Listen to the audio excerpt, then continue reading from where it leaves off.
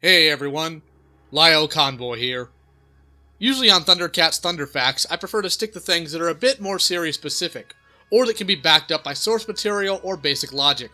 But in this case, we're going to have to go deeper than that. We're going to have to discuss what classification is, how colloquial plays into that, and whether or not an opposing argument has any ground. And all of this to discuss whether or not the two ThunderCats series are to be classified as anime. To do so though, I'll need to address a few things, starting with the general YouTube animation community. No, not these guys. I'm talking about people that discuss animation in its various forms here on YouTube. People like Rebel Taxi, TV Skyin, Cartoons 101, The Roundtable, Mother's Basement, and Digibro. Well, what do I need to address concerning them? Honestly, it's the sheer amount of sophistry they employ in what they do. Either that, or they tend to be complete dumpster fires of human beings. We'll start with Awestruck Vox of The Roundtable. This is a man that condemned a terminally ill child for leaking Steven Universe episode info. And by condemn, I also mean mocking him. And all for things Awestruck Vox does himself. If you want more details on that, I'd recommend Just a Robot's video on the matter. Regardless of his other opinions, he covers it fairly well. Speaking of dumpster fires, it doesn't get much bigger than Digibro. Outside of thinking himself better than literally everyone else that reviews anime, he also has some disgusting actions. But you are self-professed, lolicon fan? Yes. Does that mean what does that mean? It means that I am a huge fan of illustrations of little girls getting fucked. With Rebel Taxi, he just doesn't have an understanding of how animation works. Nor does he seem to care about shows that aren't from the 90s on. And yes, dude, we get it. You're attracted to Raven from Teen Titans. Give it a rest. Speaking of not knowing or caring for animation that's not from the 90s on, we have Cartoons 101. But there are way worse things to take inspiration from than The Simpsons. That show changed TV animation in countless ways. Most importantly, it brought a heart to TV cartoons that wasn't there before. TV cartoons weren't all about warrior robots from space Japan anymore, they were about regular people with real lives. The first episode of The Simpsons, a cartoon on TV, is about a guy who goes to the dog track in a last-ditch effort to win some money to buy his family some Christmas gifts. Imagine He-Man being in the same situation. Yeah, because The Simpsons led to the greatest animation genre ever, and totally didn't stifle the medium by creating a copycat effect throughout most of it that still goes on to this day, right? And no, I can't see He-Man doing that. Because it's a Sword and Planet fantasy show, not a slice of life. I know for a fact that you're smarter than this. Knock it off. I say knock it off because out of all these channels, Cartoons 101 is actually the best of them. He has an honest passion for the medium, and his Ralph Bakshi videos are great. I'm just disappointed when someone that clearly cares about animation discounts an entire decade for ridiculous reasons. But that segue about not understanding 80s cartoons leads us to TV Skyin, who has no problem talking trash about ThunderCats, but will make a 7-minute video about how he likes the perverted character in My Hero Academia, or a 20-minute response to the people that commented on it. And no, dude, it wouldn't benefit you to debate me on ThunderCats, because your knowledge of the history and contents of the series is so laughably, embarrassingly bad that I'd step all over you and embarrass you in front of all the teenagers that watch your channel. Hopefully I haven't quite lost you all yet on this little tirade of mine, but it'll all build up to my points here. This all leads us into Mother's Basement. He did a video claiming that multiple American cartoons are anime, and gives his reasons for why that is. I'll be deconstructing that and using it to answer the question of if ThunderCats counts as anime. I could do a whole video tearing apart Mother's Basement, but I'll stick to just the pertinent parts for this one. What anime is a movement, an artistic movement within the medium of animation, not unlike postmodernism or the French New Wave in film. Remember how I said this community has a lot of sophistry in it? This is the type of stuff I'm talking about. He even talks about how, as a movement, anime isn't well defined and it is muddy. This leads credence to the fact that he really doesn't know what he's talking about. You further see what his angle is here earlier in his video. While you may find it interesting that Sazae-san is the longest-running cartoon in the world, I doubt that any of you are actually interested in watching it. Few anime fans are, because it's not anime. It's a cartoon for children. And here's where the sophistry hits a brick wall, and the real intention comes out. In the case of Mother's Basement, he's not really concerned with classification. He's concerned with whether or not what he deems as anime is childish, or cartoons for children. This both misses the fact that most Japanese animation is made for children, but also the fact that it tries to denigrate a genre in a medium due to its alleged target audience. If you like watching Ed, Edd n Eddy, that's fine. It doesn't make you childish. No more than watching Berserk makes someone manly, or watching Stanley Kubrick films makes one an intellectual. Where am I going with this? What does this all have to do with ThunderCats? Well, a lot of things, actually. A lot of this sophistry comes from people poorly defining what anime is. Tie that into wanting to think all their favorite shows are big boy things, and it gets even worse. Anime as we know it in the West is colloquial. It's meant to categorize a very specific thing, and unlike Mother's Basement, Digibro, and others, I'll define it fairly simply.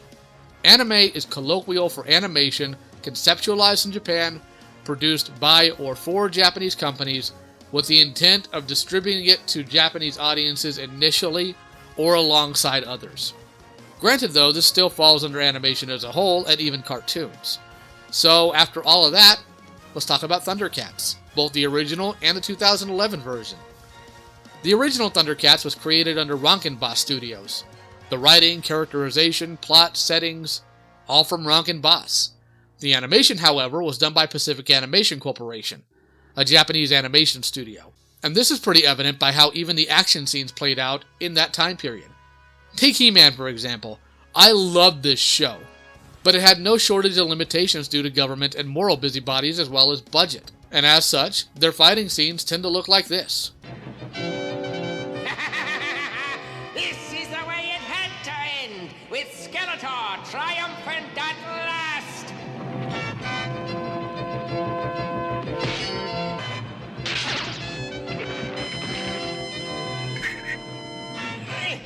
Fool, you'll never defeat me! I have your power, too!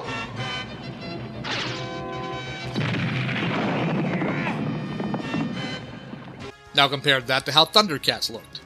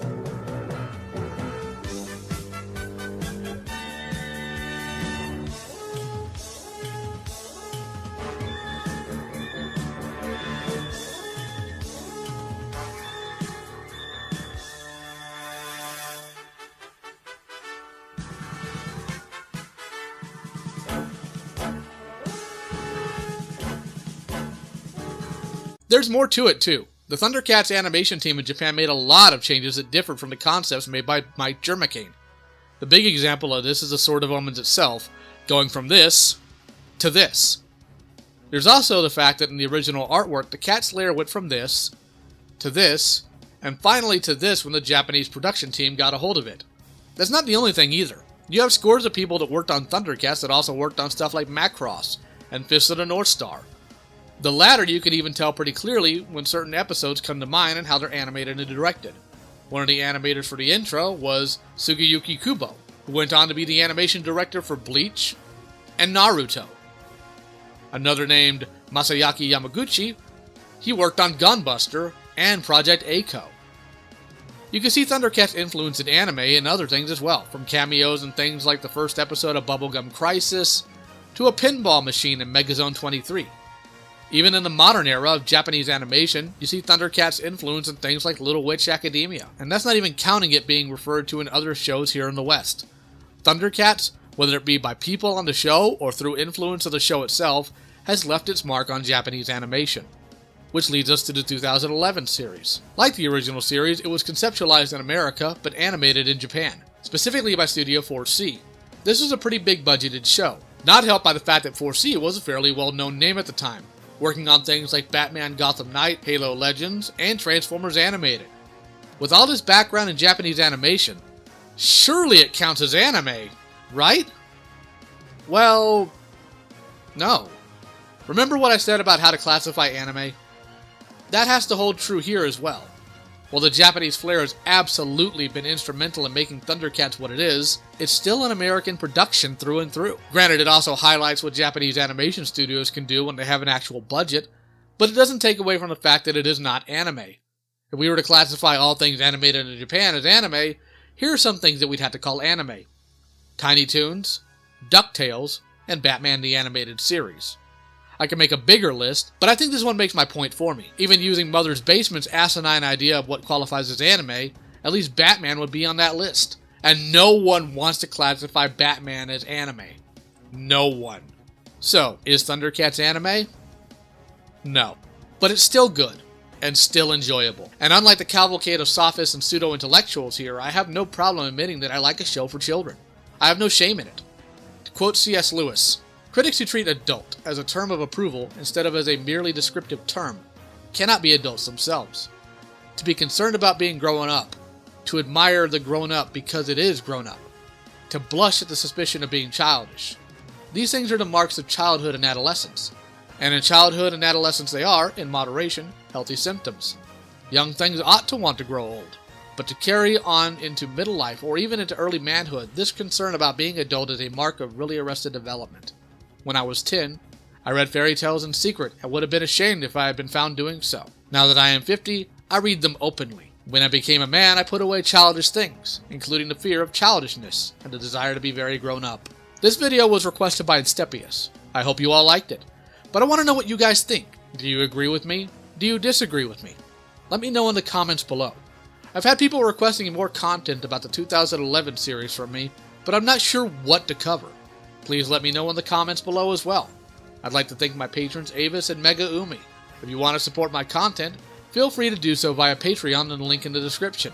Higher tier patrons get a free monthly commission from me as well. You can support me for as low as $1. I also still plan on going to Don Bluth's school, so if you want to support me via the GoFundMe, the link's in the description below. And there's still the contest going on for the 1,000 sub. You know what you'll be getting if you win. Just remember that as soon as we hit 1,000 subs, first video up, first person leaves a comment, boom, you've won it. And again, no art for the videos this week. So I'm going to remind everyone, if you have any art of any 80s characters or their reboots, feel free to post them on Twitter or Tumblr with the hashtag LioFeatureMyArt. And I'll put it at the end of the video with full credits and links to your stuff.